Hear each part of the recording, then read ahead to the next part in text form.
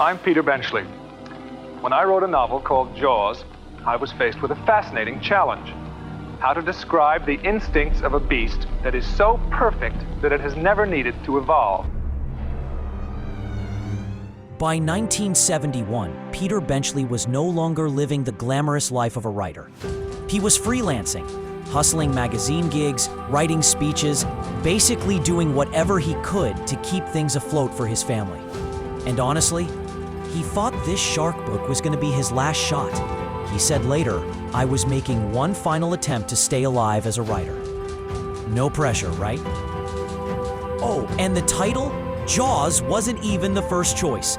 Benchley and Congdon went through over 125 different titles, and let me tell you, some of them were rough.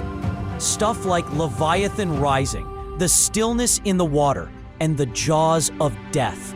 He thought most of them sounded melodramatic or just plain weird. They didn't land on Jaws until 20 minutes before the book went to print. That's right, the title was a deadline Hail Mary. But somehow, it worked. Jaws hit bookstores in 1974, and people devoured it. It stayed on the bestseller list for 44 weeks. Even though some critics thought the characters were kind of bland, and Spielberg later joked that he was rooting for the shark, it didn't matter. Readers couldn't get enough. One book, one shark, one guy in a chicken coop, and suddenly the world was afraid to go in the water. Okay, so picture this. It's 1973. The book Jaws isn't even out yet, but the folks at Universal are like, yeah, this thing's gonna be huge. And they were right. The book hadn't even hit store shelves when producers Zanuck and Brown snagged the movie rights for $175,000 before anyone else even knew what was coming. So the team locked in the cast: Roy Scheider, Richard Dreyfuss, and Robert Shaw. And Spielberg brought in his not-so-secret weapon, Robo-Jaws. Yep, the mechanical shark. Spielberg named it Bruce after his lawyer, Bruce Raymer. Because of course, Spielberg named the shark after a lawyer. But Bruce was a nightmare, constantly breaking down, barely working, a diva with teeth. And that led to one of the most brilliantly ridiculous ideas in movie history.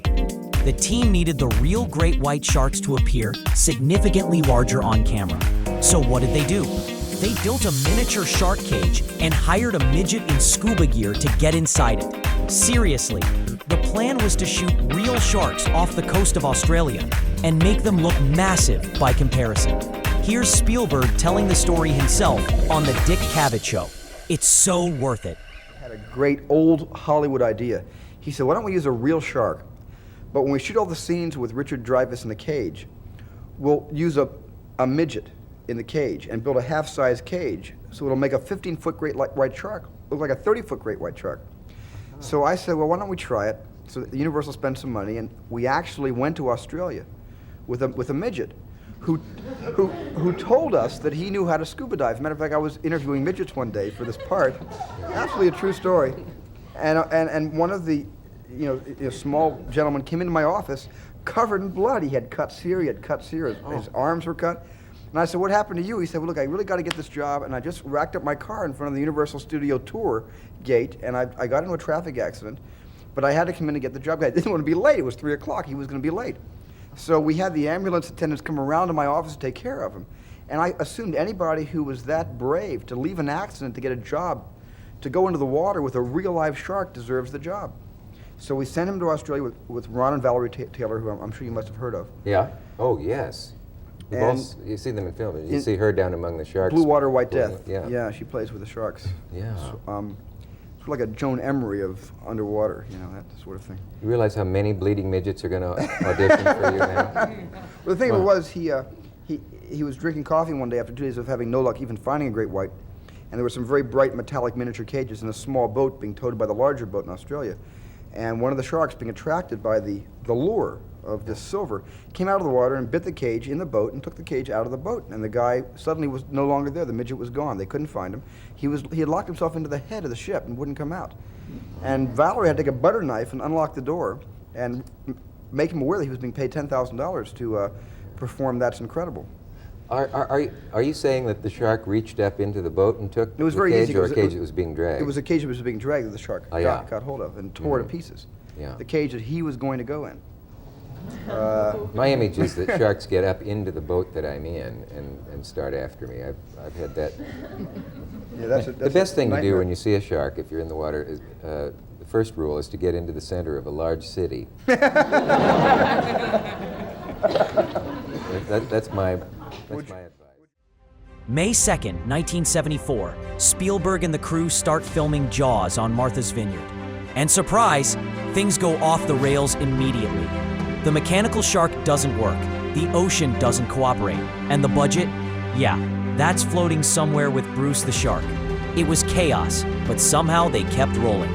Fast forward to June 20th, 1975, boom, Jaws hits theaters. And early reviews? Was it good? Very frightening. Very tasty. Mostly great. People loved the suspense and thrills, and Robert Shaw essentially became Captain Quint. But here's the wild part. Jaws didn't just make waves, it changed the movie business. It was the first film ever to crack $100 million at the US box office. It outgrossed The Godfather. It invented the idea of the summer blockbuster. And today, when adjusted for inflation, the Jaws franchise has brought in an estimated $5 billion. Not bad for a movie that started sinking. Thanks to a mechanical shark that couldn't swim,